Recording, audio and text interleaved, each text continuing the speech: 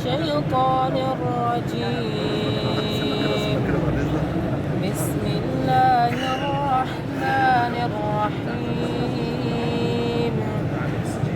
إن الذين قالوا ربنا الله ثم استقاموا تتنزل عليهم الملائكة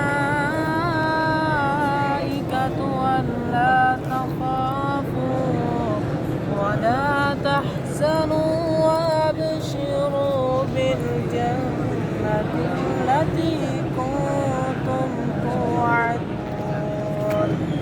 نحن أولياؤكم